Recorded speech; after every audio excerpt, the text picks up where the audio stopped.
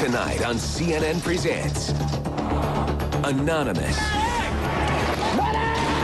They live in the shadows. This is the closest thing to a global revolution that we have ever gotten. But their message and tactics have ignited a movement around the world. We are anonymous. A rare look inside the shadowy group's secret ops. This is CNN Presents with your hosts tonight, Brooke Baldwin and Dr. Sanjay Gupta. Good evening. We begin tonight with a rare look inside Anonymous. They're this shadowy and motley group of hackers and activists who answer to no one, drawn together by love of internet mischief. Well, now they're evolving into this movement of social change, a real driving force behind the Wall Street occupiers.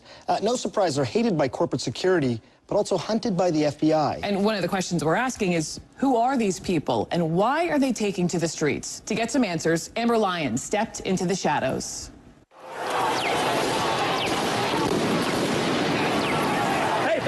Back up. It's a dark and disturbing vision. A world where riot police attack with impunity. What happened? He got shot. Get back. Where democracy is corrupted by greed and dissent is crushed. That's how Anonymous sees America. And they say that's why they're fighting back. We are Legion. We do not forgive. We do not forget.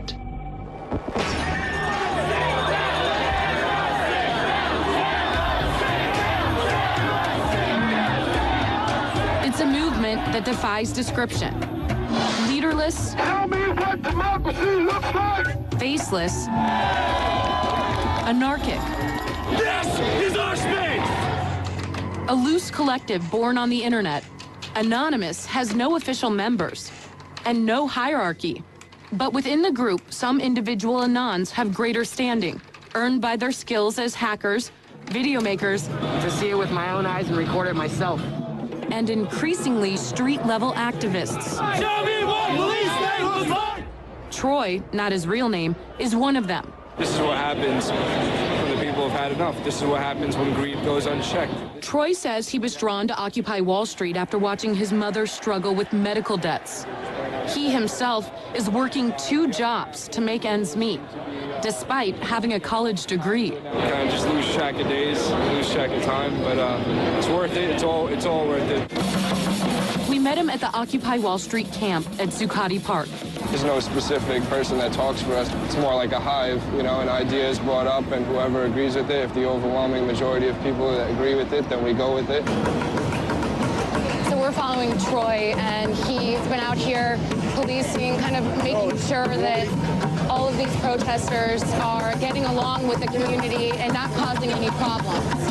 We're handling internal affairs as far as damage control within the community, making sure that everybody's respecting the local small businesses around here. How's it going? But he's not just watching over the protests. He's also watching the police. Part of the evolution of Anonymous from hackers to activists.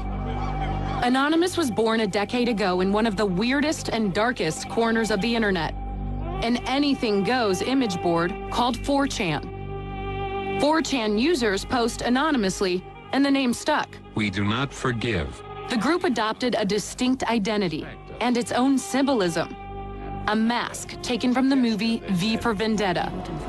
A retelling of the story of the English rebel Guy Fawkes and his plot to blow up the House of Lords in 1605. Instead of gunpowder, Anonymous uses the internet. Anonymous attacks its targets by flooding and crashing corporate and government websites, or digging up and publicizing highly embarrassing information. It's called trolling. They troll targets out of genuine outrage, but also just for fun. LULZ, it's a kind of pluralization and bastardization of laugh out loud. New York University professor Gabriella Coleman has been watching Anonymous for years. It's a term that kind of denotes this sort of pleasure, humor, laughter, everything from something which is quite playful, harmless, to engaging in a kind of full-fledged trolling attack that humiliates. Anonymous's campaigns, known as operations or ops, can be dramatic. In late 2010, a distributed denial of service attack took down the website of PayPal after the company cut off support for the online whistleblower site WikiLeaks. PayPal continues to withhold funds from WikiLeaks, the beacon of truth in these dark times.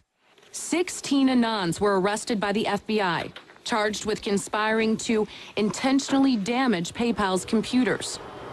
This is a message from Anonymous to the Bay Area Rapid Transit System BART. This summer, Anonymous attacked the San Francisco area's public transportation system, BART.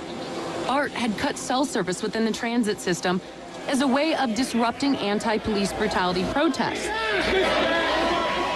Anonymous's reaction was devastating and vicious. We will not issue any more warnings. Op BART included the release of a naked photo of a senior BART employee. Sometimes it kind of makes you laugh, sometimes it makes you cringe, sometimes it makes you laugh and cringe at the same time. All of a sudden, you're like, oh my gosh, there is this, dagger that's being thrown. And a naked photo. Yeah, a naked photo. Do you feel like there is a fear out there of what they could possibly find or leak about a certain individual?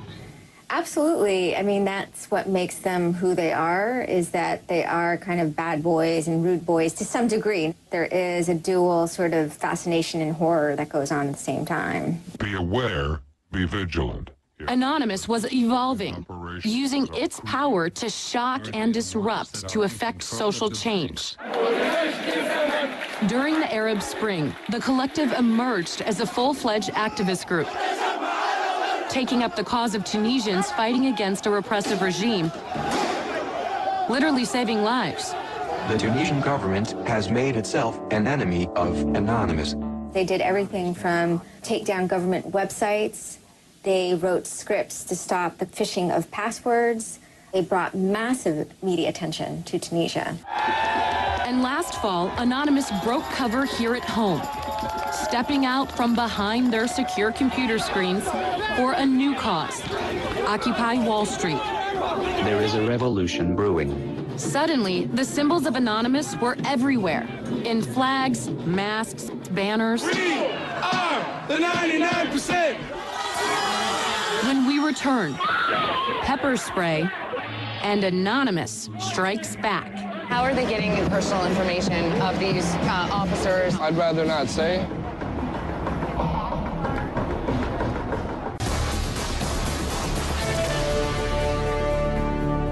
The shadowy internet group known as Anonymous has grown now far beyond its hacker roots. It's now emerging as a forceful public relations weapon for the Occupy protest movement. Amber Lyon takes you inside Anonymous. We are Anonymous.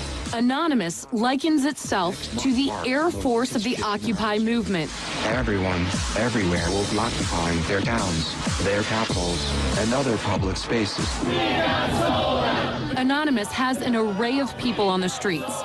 We're talking medics in San Francisco, tech support in Washington, D.C. And here in New York, guys like Troy. Troy, not his real name, is part of an army of citizen journalists documenting the movement and the police by broadcasting live video over streaming sites. When they see evidence of what they believe is police misbehavior, Anonymous strikes back, releasing personal information about specific officers. Then hopefully he'll think twice before he pulls out his baton against somebody who's holding a sign saying, "We just want peace." And how are they getting cell phone numbers and personal information of these officers or bankers? I'd rather not say. In September, an NYPD officer named Anthony Bologna was filmed pepper spraying 2 protesters. Anonymous took direct action. We will unleash hell on your phones, your servers, and anything else we can find. One of the most active subgroups within Anonymous is called the Cabin Crew. Their specialty is doxing. It's shorthand for combing the internet for all the information you can find about a target and then releasing it publicly.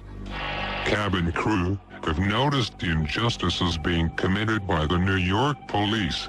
Cabin Crew compiled Bologna's name, his home address, past legal actions, even the names of his family members, and put it all online. After a police investigation and public pressure, Bologna was placed on leave and reassigned to Staten Island.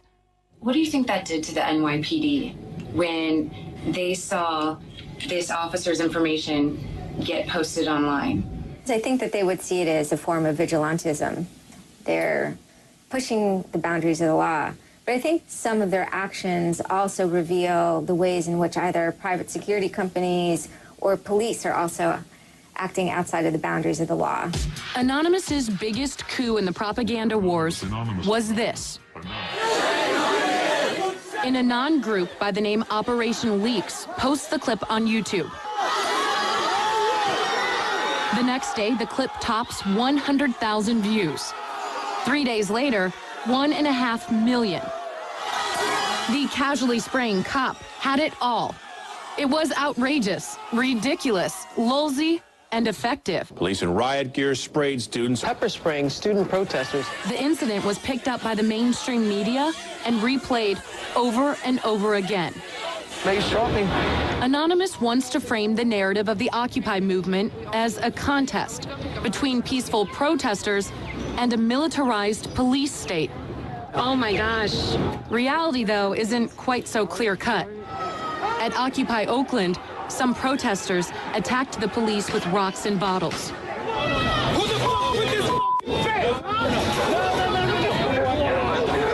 Others erupted in a fury after the city tore down their encampment. They're getting a little heated as some people are trying to tear down this fence and head into the main area, but others are trying to keep them quiet and calm so that the police don't have to get re-involved. I need some help. We need some more help over here. You're fucking willing to fight us, but not the police? They got this fence, and you're doing their job.